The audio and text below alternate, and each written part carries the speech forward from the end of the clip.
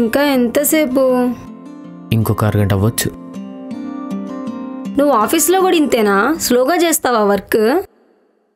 Work slow fast అని ఏముండదే, ఇచ్చిన టాస్క్ని complete చేయాలంతే. అయినా నీకు ఇవన్నీ అర్థం కాలేవే. ఈ వర్క్ ఫ్రమ్ హోమ్ ఇచ్చిన దగ్గర నుంచి వర్క్ చాలా ఎక్కువైపోయింది. ఈ సాఫ్ట్వేర్ జాబ్లు ఏంటో ఏమో, ఎప్పుడు చూడ ఆ ల్యాప్టాప్ను అతుక్కొనే కూర్చుంటారు.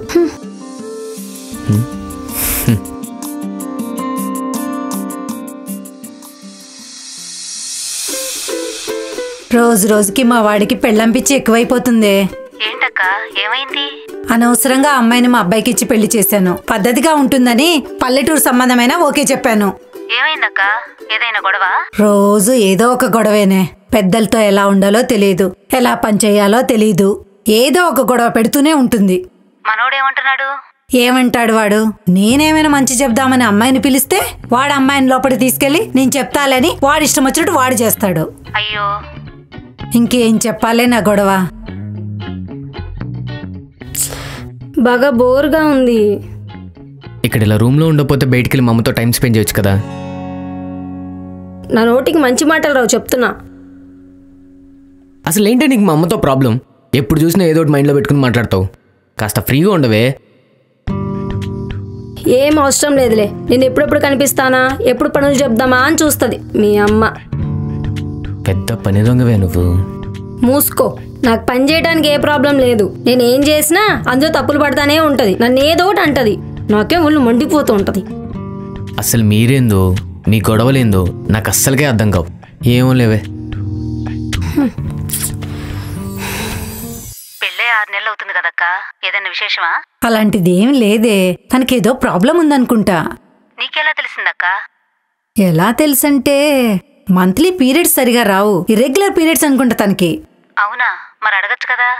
టైం చూసి అడుగుదామని నేనే ఊరుకున్నానే. ఇంకేంటక్క విశేషాలు?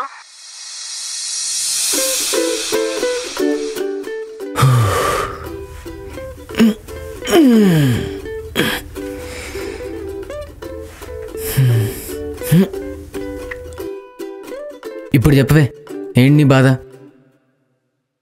నా బాధ అంతా ఇక్కడ ఉండటమే. ఇక్కడ ఉండటమా? ఇక్కడ ఉండడానికి ఏమైంది? అంత బాగానే ఉంది కదా. నీకు బానే ఉంటదిలే. అది కాదు, నీకు ఇంకా ఈ వర్క్ ఫ్రమ్ హోమ్ ఎప్పటి వరకు ఉంటుంది? అది మన ఇష్టం. ఎప్పుడైనా ఆఫీస్కి వెళ్ళి వర్క్ చేసుకోవచ్చు. అంటే కంపల్సరీగా రావాల్సిందే నేను చెప్పలేదు. అయితే వెళ్దాం కదా, ఇక్కడెందుకు? ఎందుకే? నాకు ఇంకా వర్క్ ఫ్రమ్ హోమ్ చేసుకోవడానికి 2 years ఆప్షన్ ఉంది. ఇప్పుడే వెళ్ళి ఏం చేస్తాం? ఏంటి 2 years? అన్ని ఇయర్స్ అంటే నా వల్ల కాదు. నెలకి ₹1,00,000 వస్తుంటే 10,000 ఖర్చు అవుతున్నాయి అంతే. మిగిలిందంతా సేవింగ్సే. ఇప్పుడు హైదరాబాద్ వెళ్ళి రెంట్లని ఖర్చులని మొత్తం పోగొట్టుకుంటావా ఏంటి? నీ సేవింగ్స్కి మీ అమ్మ చేతుల్లో నేను బలవ్వాలా?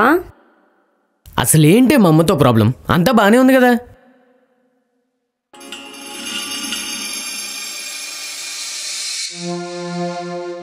ఏంటమ్మా సాల్ట్ వేస్తున్నావు? ఏమైంది అత్తమ్మా?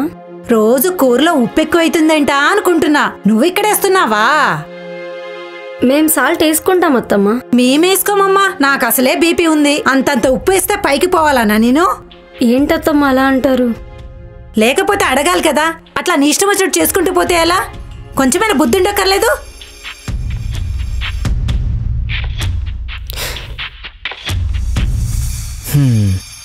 అయినా ఇదేమైనా పెద్ద మ్యాటరా నువ్వు ఫీల్ అవటానికి? అయినా ఇలాంటి చిన్న చిన్న విషయాలను కూడా ఎవరైనా పట్టించుకుంటారా? అబ్బా, ఇది ఒక్కటని కాదు, అన్నిట్లో వేలు పెట్టి ఏదోటి అంటూనే ఉంటుంది.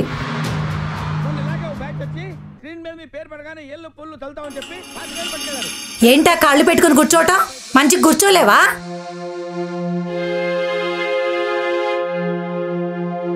చేతికి గాజులు లేవు, నుదుటన బొట్టు లేదు, తాళైన ఉంచావా? అది కూడా తీసేసావా? ప్రతిదీ ఫ్యాషన్ అయిపోయింది ఈ కాలం పిల్లలకి. ఎప్పుడు చూడు ఊరమ్మాయి ఊరమ్మాయి అంటూనే ఉంటుంది. ఏ పెళ్లి చేసుకున్నప్పుడు తెలియదంట నేను ఊరమ్మాయినని?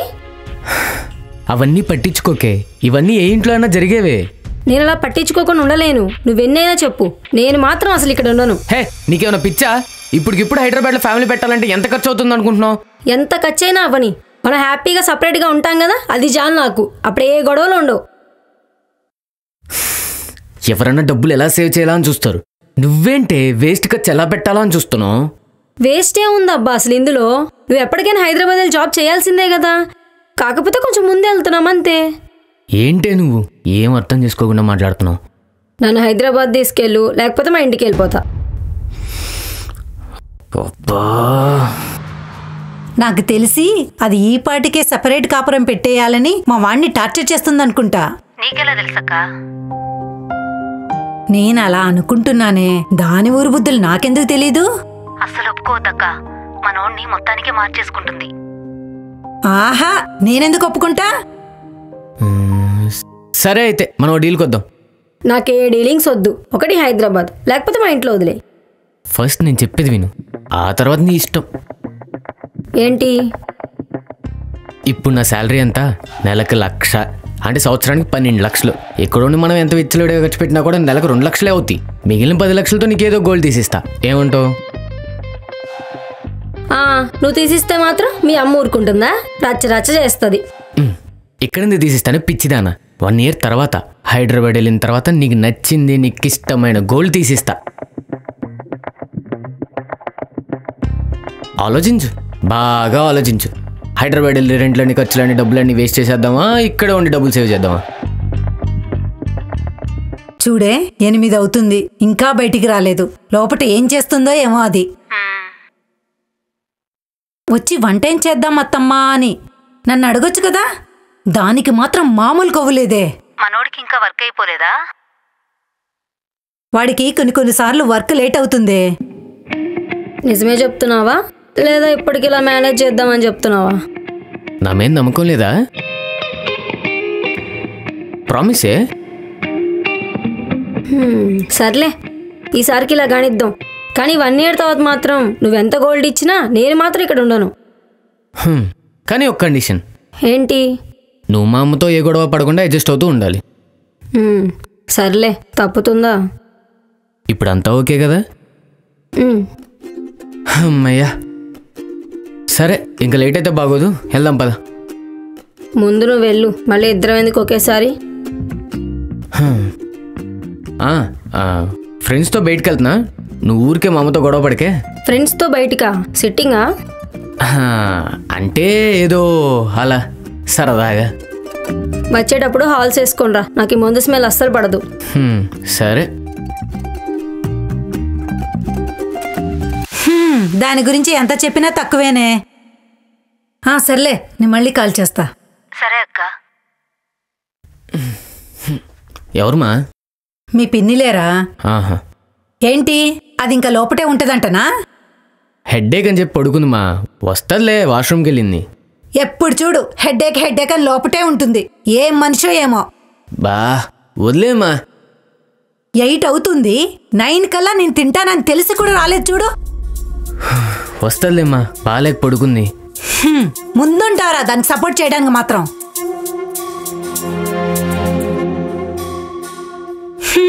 ఏం తల్లి, టైం అవ్వలేదా? వంటేం చెయ్యవా? కొంచెం హెడ్ఏక్గా ఉంది అత్తయ్య. హెడ్ఏక్లు బాగొస్తాయమ్మా నీకు? మా ఏం అనకూడదారా నీ పెళ్ళాన్ని? సరే, నువ్వు వెళ్ళేదన్న వంట చెయ్యి. సరేమ్మా, నేను బయటికి వెళ్తున్నాను, నీకేమైనా కావాలా? ఏం అవసరం లేదు. సరే, బాయ్.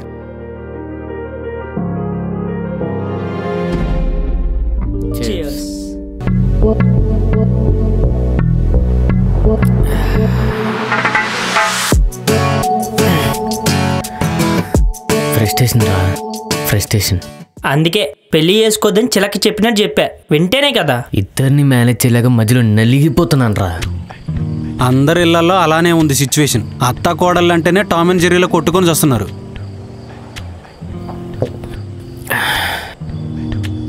ఈడొకడు. నీకు సిచ్యువేషన్ చెప్తా చూడు, ఏం మగాడు హ్యాండిల్ చేయలేడు అలాంటి సిచ్యువేషన్.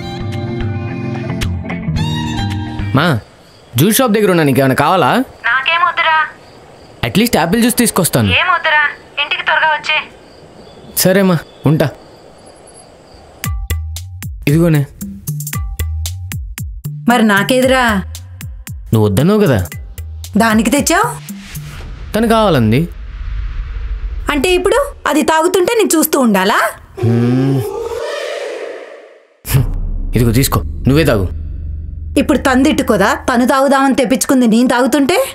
అయ్యో నేనేం అలా అనుకున్నా అత్తమ్మ. తల్లి నీ గురించి నాకు తెలీదా?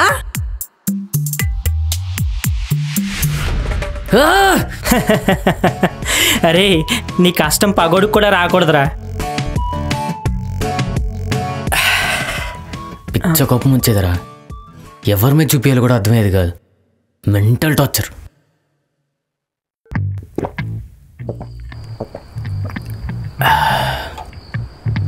తను కూడా అస్సలు అర్థం చేసుకోదురా. చిన్న చిన్న వాటికే తెగ ఫీల్ అయిపోతుంది. ఎప్పుడు చూసినా హైదరాబాద్ వెళ్దాం అని ఒక్కటే టార్చర్. నీకొకటి చెప్తా, నువ్వేమనుకోకూడదు. ఏంటి? నువ్వు అనవసరంగా కీర్తితో బ్రేకప్ చేసుకున్నావు, లేకపోతే నీ లైఫ్ వేరేలా ఉండేది.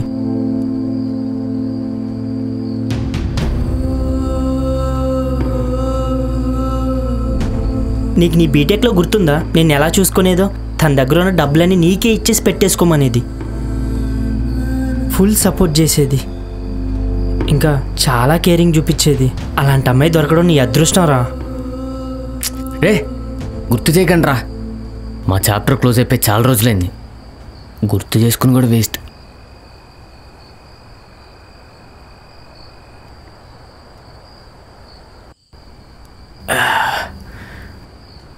మాకు బ్రేకప్ అయిపోయి 4 years అయినా కూడా ఎప్పుడు గుర్తు రాలేదురా. కానీ మా పెళ్ళైన దగ్గర నుంచి తెగ గుర్తొస్తుంది. అనవసరంగా మిస్ చేసుకున్నాను రా తనని. ఏరా మీ వైఫ్ అంత టార్చర్ చేస్తుందా? చచ్చా అలా ఏం లేదురా. నీకు ఎలా చెప్పాలి అంటే, ఇద్దరితో కంపేర్ చేస్తే కీర్తి కొంచెం బెటర్ అన్నట్టు. అంటే తను చూపించే లవ్లో కానీ కేరింగ్లో కానీ అలా. సరిపోయిందిరా. లవర్లానే వైఫ్ కూడా ఉండాలంటే ఎలా కుదురుతుంది? ఏంటోరా, ఆ రోజుల్లో ఉన్న మెచ్యూరిటీకి చాలా సిల్లీ రీజన్స్కే బ్రేకప్ చెప్పేశా. జీవితం ఎంత విచిత్రం అంటే, స్కూల్ డేస్ అంత టార్చర్, ఎప్పుడైపోతాయిరా బాబు అలా అనిపించేది. ఇప్పుడు జాబ్ చేస్తుంటే మళ్ళీ ఆ స్కూల్ డేస్ అని వెనక్కి తిరిగి వస్తే బాగుంది అనిపిస్తుంది. దట్స్ ద లైఫ్ రా. అవునరా, సగం జీవితం సంకనాగిపోయిన తర్వాత అర్థమైద్ది జీవితం అంటే ఏంటో.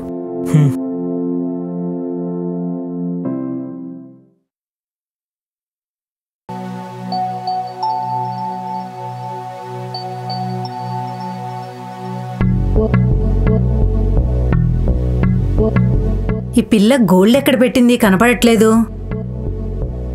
తీసింది అక్కడ పెట్టి చావదు అసలు. అమ్మా మధు,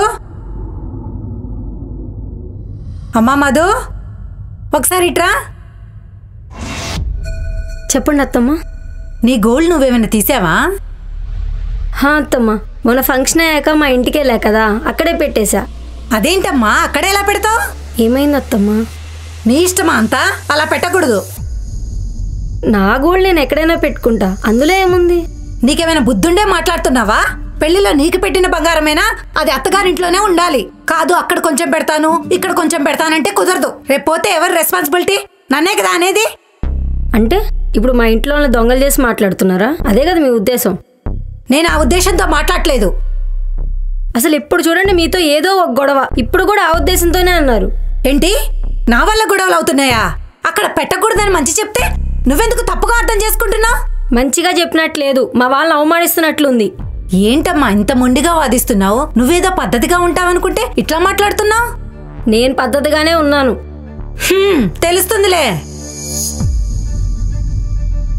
మీ అమ్మాయిని చెప్పాలి కదా గోల్డ్ అక్కడ పెట్టకూడదు, అత్తారింట్లోనే పెట్టాలని.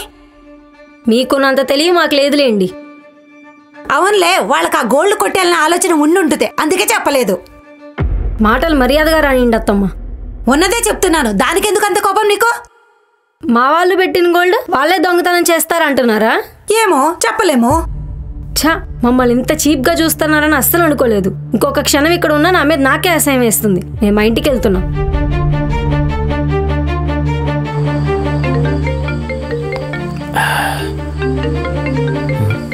మీరు తాగుతూనండి రా. వస్తా. మచ్చా వస్తాను రా. సరే నువ్వు కానీ. హలో, ఎన్నిసార్లు కాల్ చేయాలరా? బయట ఫ్రెండ్స్తో ఉన్నాను మా. ఏమైంది? తను ఇంటి నుంచి వెళ్ళిపోతుందంటరా. నువ్వెక్కడున్నావు? మా మళ్ళీ ఏమైంది మా? నువ్వేమన్నా అన్నావా?